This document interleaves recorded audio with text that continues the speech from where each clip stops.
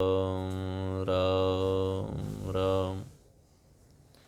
कृष्णं नारायणं वन्दे कृष्णं वन्दे व्रजप्रियं कृष्णं द्वैपायनं वन्दे कृष्णं वन्दे पृथाश्रुतं प्रह्लाद नारद पराशर पुण्डरीक व्यासाम्बरीश शुक शौनक भीष्मदाल्भ्यान् रुक्माङ्गदार्जुन वसिष्ठ विभीषणादीन् पुण्यानिमान् परम भागवतान् नमामि। वसुदेवसुतं देवं कंसचाणूरमर्दनं देवकी परमानन्दं कृष्णं वन्दे जगद्गुरुं। राम राम राम। तज्जपस्तदर्थ भावनम। भगवान के नाम का जप होता रहे और मन में भगवान के श्री विग्रह का ध्यान होता रहे। मन खिंच जाए उधर राम नाम में ही बस। उसके बाद आप से आप राम राम होता है। रोम रोम उचरंदा है, फिर करना नहीं पड़ता। राम नाम लेना नहीं पड़ता। इतना खिंच जाता है कि छुड़ाए नहीं छूटता। बंगाल में चैतन्य महाप्रभु जी भगवान के नाम के बड़े प्रेमी हुए हैं। उनके यहाँ कोई एक भक्त था। वह हरे कृष्ण कृष्ण कृष्ण हरे हरे निरंतर जप करता रहता था। किसी ने चैतन्य महाप्रभु जी से जाकर कह दिया, महाराज ये तो टट्टी फिरता हुआ भी नाम जपता रहता है।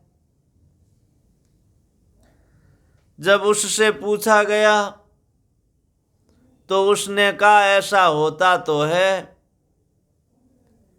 चैतन्य महाप्रभु जी ने बुलाकर उससे कहा, उस समय ख्याल रखा कर, बोला मत कर।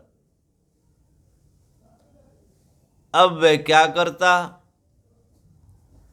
टट्टी फिरता तो जीभ को पकड़ लेता। फिर उसकी लोगों ने शिकायत की, महाराज ये टट्टी जाते समय जीभ को पकड़ कर रखता है। महाप्रभु जी ने कहा तू ये क्या करता है? तो उसने कहा, महाराज मैं क्या करूं, जीभ मानती ही नहीं। पर आपने कह दिया इसलिए आपकी आज्ञा पालन करने के लिए जीभ पकड़ लेता हूं। तब उन्होंने कहा कि तेरे लिए किसी अवस्था में नाम जपने में कोई दोष नहीं है, पर जीभ मत पकड़ा कर। इस प्रकार जिसको भगवान नाम में रस आता है वही जानता है कि नाम में कितनी विलक्षणता है, क्या अलौकिकता है। लोगों की शिकायत होती है कि मन लगता नहीं, जप होता नहीं। पर जो हरदम ही नाम जपते हैं, रात में दिन में उनके हरदम ही नाम जप होता रहता है। ऐसे ही अर्जुन की बात आती है। अर्जुन के सोते समय कृष्ण कृष्ण नाम उच्चारण होता रहता था। इसी कारण एक बार अर्जुन सो रहे थे तो वहाँ नारद जी, शंकर जी, ब्रह्मा जी सब आ गए। बड़े बड़े संत इकट्ठे हो गए, भगवान भी आ गए। अर्जुन के रोम रोम से नामोच्चारण हो रहा था। सहजा नाम सिमरंदा है। मुख से ही नहीं, रोम रोम से भगवन नाम उच्चारण होता है। गोरखपुर के पास ही बरहज गांव में एक परमहंस जी महाराज रहा करते थे। उनके शिष्य का नाम श्री राघव दास जी था। वे उत्तर प्रदेश के गांधी कहे जाते थे। उन परमहंस जी महाराज के शरीर को छुआ जाता तो ओमकार का उच्चारण होता। एक बार पहलवान राममूर्ति जी उनसे मिलने के लिए गए। परमहंस बाबा के पैर की अंगुली व अंगूठे से जप हो रहा था। उन्होंने पहलवान से कहा, अंगूठे को हिलने से रोको, परंतु वे अंगूठे को रोक नहीं सके। तो कहा कि तुम्हारे में जितना बल है उससे ज्यादा बल तो बाबा के एक अंगूठे में ही है। नाम महाराज का कितना विलक्षण प्रभाव है। वह प्रभाव आदर प्रेम पूर्वक जपने वालों के सामने प्रकट होता है, बाकी दूसरे क्या जाने। लोक लाहु पर लोक निबाहु। राम नाम इस लोक और परलोक में सब जगह काम देता है। इसलिए गोस्वामी जी कहते हैं, मेरे तो माँ और बाप दो आखर, रे और मैं ये मेरे माँ बाप है। संसार में माता पिता के समान रक्षा करने वाला, पालन करने वाला, हित करने वाला दूसरा कोई है ही नहीं। गोस्वामी जी कहते हैं कि हमारे तो दोनों अक्षर माता पिता है, हमारा पालन करने वाले हैं। ररो पिता माता ममो है दोनों का जीव, रामदास कर बंदगी तुरंत मिलावे पीव। जो माँ बाप का भक्त होता है उस पर भगवान राजी हो जाते हैं। राम नाम से भगवान मिल जाए, दर्शन दे दें, लोक में परलोक में सब जगह ही वह निर्वाह करने वाला है। लोक में जो चाहिए वह देने वाला चिंतामणि है और परलोक में भगवत दर्शन कराने वाला है। कई ऐसे आदमी देखे हैं जो दिन भर मांगते रहते हैं, घूमते फिरते हैं, परंतु उनका पेट नहीं भरता। ऐसी दशा में वे भी अगर एकांत में राम राम करने लग जाएं तो प्रत्यक्ष में उनके भी ठाठ लग जाएगा। अन्न जल कपड़े आदि किसी चीज की कमी नहीं रहेगी। अब नाम जप करते ही नहीं तो उसका क्या किया जाए। नाम जप करके देखा जाए तो भाग्य खुल जाता है, विलक्षण बात हो जाती है।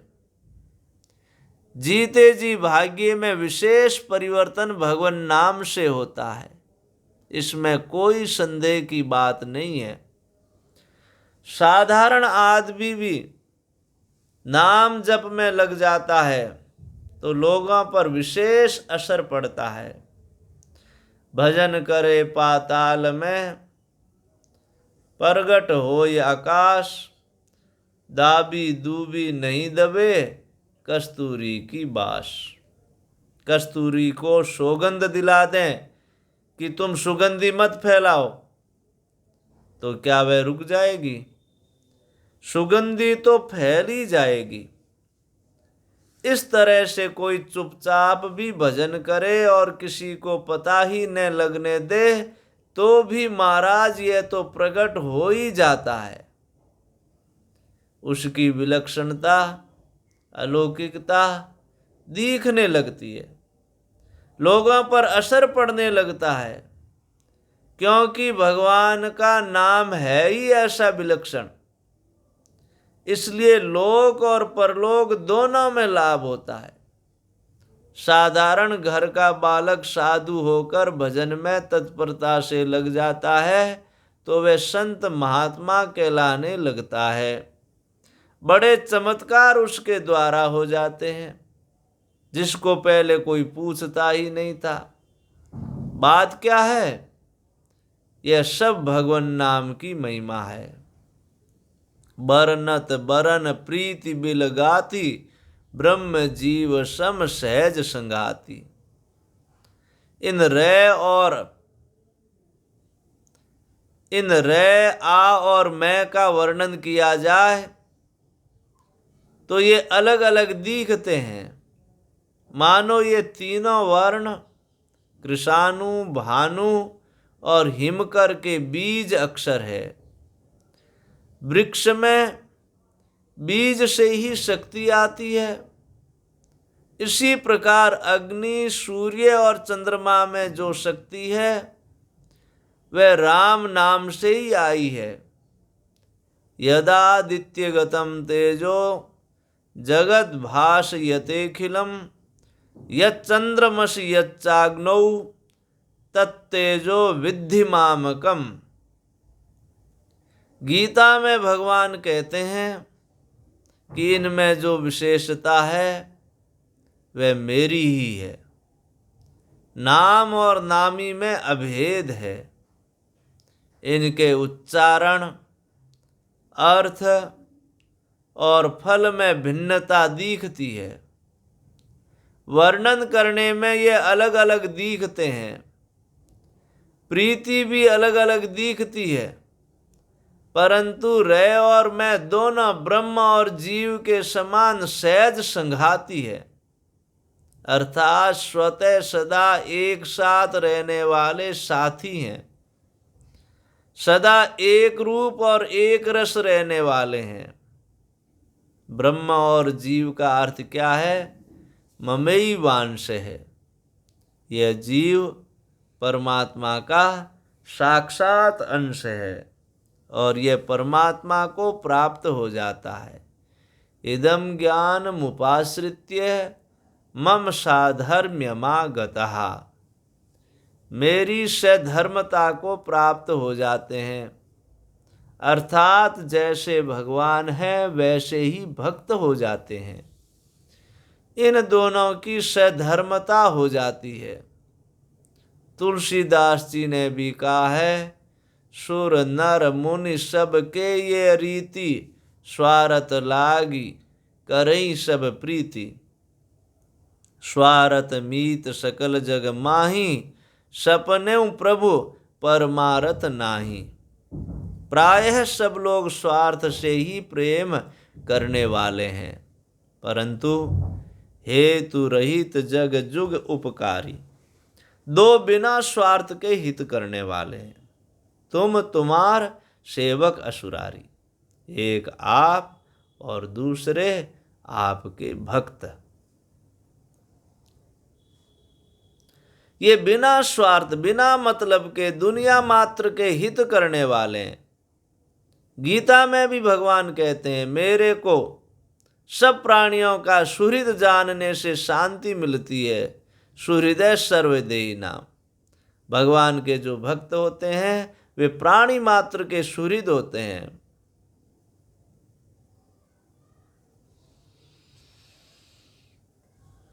दुनिया का हित कैसे हो, ऐसा भगवान का भाव निरंतर रहता है। इस तरह भगवान के प्यारे भक्तों के हृदय में भी दुनिया मात्र के हित का भाव निवास करता है। उमा संत कही यही बड़ाई, मंद करत जो करई भलाई। अपने साथ बुरा बर्ताव करने वालों का भी संत भलाई करते हैं। इसलिए नीति में भी आया है, निष्पीडितोपि मधुरम वमति इक्षुदंड है। ऊख को कोलू में पेरा जाए तो भी वह मीठा ही मीठा रस सबको देता है। ऐसा नहीं कि इतना तंग करता है तो कड़वा बन जाऊं, वह मीठा ही निकलता है क्योंकि उसमें भरा हुआ रस मीठा ही है। ऐसे ही संत महात्माओं को दुख दें तो भी वे भलाई करते हैं क्योंकि उनमें भलाई भलाई भरी हुई है। यह विलक्षण बात है कि भगवान स्वाभाविक ही सबका हित करने वाले हैं। भगवान का भजन करने से, मन लगाने से, ध्यान करने से, भगवान का नाम लेने से भजन करने वालों में भी भगवान के गुण आ जाते हैं, अर्थात वे विशेष प्रभावशाली हो जाते हैं। नाम जप से उनमें भी विलक्षणता आ जाती है। नर नारायण सरिस सुभ्राता, जग पालक विशेष जन त्राता। ये दोनों अक्षर नर नारायण के समान सुंदर भाई हैं। ये जगत का पालन और विशेष रूप से भक्तों की रक्षा करने वाले हैं। जैसे नर और नारायण दोनों तपस्या करते हैं और साथ में रहते हैं, लोगों के सुख के लिए, आनंद के लिए, और वे सुख शांति से रहे, इसी बात को लेकर बद्री का आश्रम उत्तराखंड में तपस्या करते हैं। इसी तरह से नाम महाराज भी सबकी रक्षा करते हैं। ये दोनों अक्षर भाई भाई है। जग पालक विशेष जन त्राता, मात्र जगत का पालन करते हैं और जो भगवान के भक्त होते हैं उनकी विशेषता से रक्षा करते हैं। ऐसा ही संतों का स्वभाव होता है। और दुष्टों का स्वभाव कैसा होता है कि बयरु अकारण सब काहूसो, जो कर हित अनहित ताहूसो। हित करने वालों के साथ भी वे विरोध करते हैं, पर भगवान के भक्त सबका हित करते हैं और अपना अहित करने वालों पर वे विशेष कृपा करते हैं। एक तो धनी आदमी का और दूसरे ज़्यादा पढ़े लिखे विद्वान का उद्धार होना कठिन होता है। धनी आदमी के धन का और विद्वान के विद्या का अभिमान हो जाता है। अभिमान सब तरह से नुकसान करने वाला होता है। अभिमान द्वेषित्वात् दैन्य प्रियत्वाच्च। श्री गोस्वामी जी महाराज ने भी कहा है, संस्कृति शूल मूल प्रदनाना, सकल शोकदायक अभिमाना। जन्म मरण का मूल कारण अभिमान ही है। नाना शूल प्रद है। एक तरह की शूल नहीं, तरह तरह की आफत अभिमान से होती है। धन का एवं विद्या का अभिमान होने पर मनुष्य किसी को गिनता नहीं। धन आने पर वह सोचता है कि बड़े बड़े पंडित एवं महात्मा हमारे यहाँ आते हैं और भिक्षा लेते हैं। यह गर्मी उनके चढ़ जाती है जो भगवान की भक्ति नहीं जागृत होने देती। हृदय कठोर हो जाता है। वैसे यह कोई नियम नहीं है, पर प्रायः ऐसी बात देखने में आती है। एक कवि ने विचित्र बात कही है, अंध रमा संबंध ते होतन अचरज कोय, कमल नयन नारायणहूँ रहे सर्प में सोए। लक्ष्मी जी के संबंध से मनुष्य अंधा हो जाए, इसमें कोई आश्चर्य नहीं। भगवान पुंडरीकाक्ष की कमल के समान बड़ी बड़ी आंखें हैं। ऐसी आंखों वाले भी जाकर सर्प पर सो गए। आंखें जिसके हों वह सांप पर पैर भी नहीं रखता, और वे भगवान जाकर सो गए सर्प पर। क्या कारण है? लक्ष्मी जी का संबंध। लक्ष्मी के संबंध से बड़ी बड़ी आंखें वाले भी अंधे हो जाते हैं।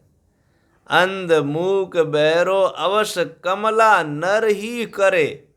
लक्ष्मी जब आती है तो मनुष्य को अंधा, बहरा और गूंगा बना देती है। यह इतने आश्चर्य की बात नहीं है। आश्चर्य तो इस बात का है कि विष अनुजा मारत ने बड़ आवत अचरज यह है, बड़ आवत अचरज ये है। जहर खाने से मनुष्य मर जाए, पर यह विष की छोटी बहन आने पर भी मारती है। यह विष की छोटी बहन होने पर भी मारती नहीं है। यह उसकी कृपा है, नहीं तो लक्ष्मी के आने से मनुष्य मर जाए, क्योंकि जहर की वह बहन ही तो है। धन के अभिमान के विषय में कवि ने विचित्र बात कही है। हाकम जिन दिन होय विधि सठ मेख बनावे, दोय श्रवण में दिए शब्द नहीं ताई सुनावे। एक मेख मुख माय विपत्ति किरणरी नहीं बूझे, दोय मेख चक माय सबल निर्बल नहीं बूझे। पदहीन होय हाकम परो, छठी मेघ तल द्वार में, पांचों ही मेघ छिटके परी सरल भय संसार में। जब आदमी बड़ा हो जाता है तो वह किसी की कुछ सुनता नहीं, उसको दिखता नहीं और वह गूंगा हो जाता है। उसके 6 प्रकार की मेख लग जाती है। 2 मेख कान में लगती है, जिससे शब्द सुनाई नहीं देता। कोई पुकारे कि अन्नदाता हमारे अमुक आफत आ गई है, आप कृपा करो, हमारे ऐसा बड़ा दुख है। कान से बात सुनने में आनी चाहिए न, परंतु वह सुनवाई करता ही नहीं। कान में मेख लग गई, अब सुने कहाँ से। ऐसे ही 2 और मेख आंखा में लगने से सबल निर्बल नहीं बूझे। दे दो दंडेश को, जुर्माना लगा दो इतना। अरे भाई कितना गरीब है, कैसे दे सकेगा, कैद कर दो। शब्द मात्र कहते क्या जोर आया। और एक मेख मुख माह विपत्ति किणरी नहीं बूझे। दुखी हो कि सुखी क्या हो, तुम्हारी दशा कैसी है, तुम्हारे कोई तकलीफ तो नहीं है, ऐसी बात पूछता ही नहीं। ये मेखें खुल जाती हैं फिर सरल भय संसार में, तब वह सीधा सरल हो जाता है। एक सेठ की बात सुनिए। वह सेठ बहुत धनी था। वह सुबह जल्दी उठकर नदी में स्नान करके घर आकर नित्य नियम करता था। ऐसे वह रोजाना नहाने नदी पर आता था। एक बार एक अच्छे संत विचरते हुए वहां घाट पर आ गए। उन्होंने कहा, सेठ राम राम। वह बोला नहीं, तो फिर बोले, सेठ राम राम। ऐसे 2-3 बार बोलने पर भी सेठ राम राम नहीं बोला। सेठ ने समझा कि कोई मंगता है, इसलिए कहने लगा, हट हट चल हट यहां से। संत ने देखा कि अभिमान बहुत बढ़ गया है, भगवान का नाम भी नहीं लेता है। मैं तो भगवान का नाम लेता हूं और ये हट हट कहता है। इन धनी आदमियों के वहम रहता है कि हमारे से कोई कुछ मांग लेगा, कुछ ले लेगा, इसलिए धनी लोग सबसे डरते रहते हैं। वे गरीब से, साधु से, ब्राह्मण से, राज्य से, चोरों से, डाकुओं से डरते हैं। अपने बेटा पोता ज्यादा हो जाएंगे तो धन का बंटवारा हो जाएगा, ऐसे भी डर लगता है उन्हें। संत ने सोचा कि इसे ठीक करना है, तो वे वैसे ही सेठ बन गए और सेठ बनकर घर पर चले गए। दरबान ने कहा कि आज आप जल्दी कैसे आ गए। तो उन्होंने कहा कि एक बहुरूपिया मेरा रूप धर के वहाँ आ गया था। मैंने समझा कि वह घर पर जाकर कोई गड़बड़ी नहीं कर दे, इसलिए मैं जल्दी आ गया। तुम सावधानी रखना, वह आ जाए तो उसे भीतर मत आने देना। सेठ घर पर जैसा नित्य नियम करता था, वैसे ही वे सेठ बने। वे संत भजन पाठ करने लग गए। अब वह सेठ सदा की तरह धोती और लोटा लिए आया तो दरबान ने रोक दिया। कहाँ जाते हो, हटो यहाँ से। सेठ बोला, तूने भांग पी ली है क्या, नशा आ गया है क्या, क्या बात है, तू नौकर है मेरा और मालिक बनता है।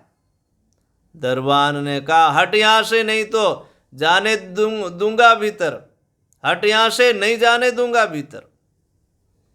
सेठ ने छोरों को आवाज दी, आज इसको क्या हो गया है? तो उन्होंने कहा बाहर जाओ, भीतर मत आना। बेटे भी ऐसे ही कहने लगे, जिसको पूछे वे ही धक्का दे। सेठ ने देखा कि क्या तमाशा हुआ भाई, मुझे दरवाजे के भीतर भी नहीं जाने देते हैं। बेचारा इधर उधर घूमने लगा। अब क्या करे, उसकी कहीं चली नहीं, तो उसने राज्य में जाकर रिपोर्ट दी कि इस तरह आफत आ गई है। वे सेठ राज्य के बड़े मान्य आदमी थे। राजा ने उनको जब इस हालत में देखा तो कहा, आज क्या बात है, लोटा धोती लिए कैसे आए हो? तो वह बोला, कैसे कैसे क्या महाराज, मेरे घर में कोई बहुरूपिया बनकर घुस गया और मुझे निकाल दिया बाहर। राजा ने कहा, 4 घोड़ों की बग्गी में आया करते थे, आज आपकी यह दशा।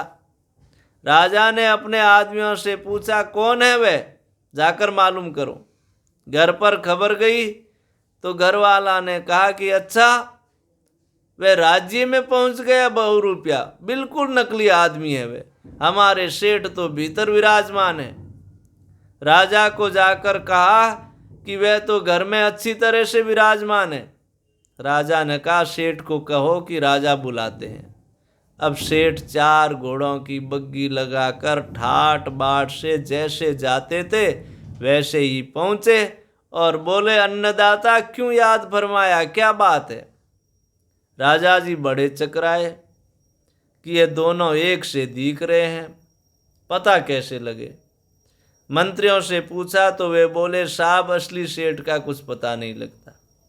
तब राजा ने पूछा, आप दोनों में असली और नकली कौन है? तो कहा, परीक्षा कर लो। जो संत सेठ बने हुए थे उन्होंने कहा, बही लाओ, बही में जो लिखा हुआ है वह हम बता देंगे। बही मंगाई गई।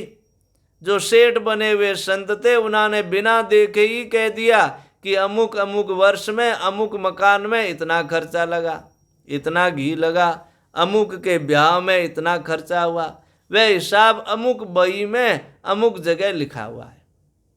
वह सब का सब मिल गया। सेठ बेचारा देखता ही रह गया, उसको इतना याद नहीं था। इससे यह सिद्ध हो गया कि वह सेठ नकली है।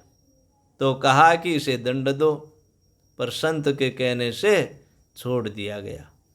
दूसरे दिन फिर वह धोती और लोटा लेकर गया, वहाँ वहीं संत बैठे थे। उस सेठ को देखकर संत ने कहा, राम राम। तब उसकी आंख खुली कि यह सब इन संत का चमत्कार है।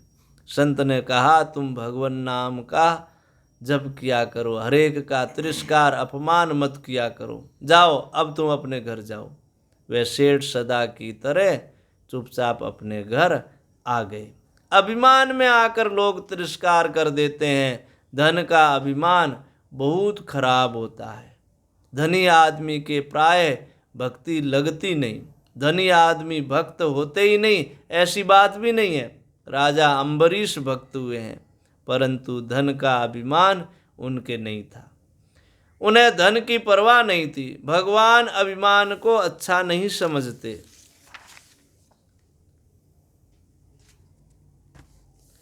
अभिमान द्वेषित्वात् दैन्य प्रियत्वाच्च।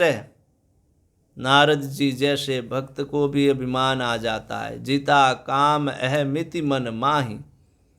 अभिमान की अधिकता आ गई कि मैंने काम पर विजय कर ली, तो क्या दशा हुई उनकी? भगवान अपने भक्त का अभिमान रहने ही नहीं देते। ताते करई कृपा निधि दूरी, सेवक पर ममता अति भूरी। अभिमान से बहुत पतन होता है। उस अभिमान को भगवान दूर करते हैं। आसुरी संपत्ति और जितने दुर्गुण दुराचार हैं सब के सब अभिमान की छाया में रहते हैं। महाभारत में आया है, भेड़े की छाया में कलयुग का निवास है। ऐसे ही संपूर्ण आसुरी संपत्ति का निवास अभिमान की छाया में है। धन का, विद्या का भी अभिमान हो जाता है। हम साधु हो जाते हैं तो साधु वेशभूषा का भी अभिमान हो जाता है कि हम साधु हैं, हमें क्या समझते हो। यह भी एक फूंक भर जाती है। अरे भाई, फूंक भर जाए दरिद्रता की, धनवत्ता की भरे, उसमें तो बात ही क्या है। धनी के यहाँ रहने वाले मामूली नौकर आपस में बात करते हैं, कोई भाग्य के कारण पैसे मिल गए, परंतु सेठ में अक्ल नहीं है। उनको पूछा जाए, तुम ऐसे अक्लमंद होकर बेअक्ल के यहाँ क्यों रहते हो? ऐसे ही पंडितों के अभिमानी लोग कहते हैं, ऐसे ही पंडितों को अभिमानी लोग कहते हैं, पढ़ गए तो क्या हुआ, अक्ल है ही नहीं। मानो अक्ल तो सब की सब उनके पास ही है, दूसरे सब बेअक्ल है। अक्ल का अधूरा और गांठ का पूरा मिलना बड़ा मुश्किल है। धन मेरे पास बहुत हो गया, अब धन की मुझे ज़रूरत नहीं है, और मेरे में समझ की कमी है, थोड़ा और समझ लूँ। ऐसे सोचने वाले आदमी कम मिलते हैं, दोनों का अजीर्ण हुआ रहता है, दरिद्रता का भी अभिमान हो जाता है। साधारण लोग कहते हैं, सेठ है तो अपने घर की सेठानी के हैं, हम क्या धरावें सेठ हैं। तो ये बहुत ही खराब है। भगवान ही बचाएं तो आदमी बचता है, नहीं तो हर एक हालत में अभिमान आ जाता है। इसलिए अभिमान से सदा सावधान रहना चाहिए। राम राम।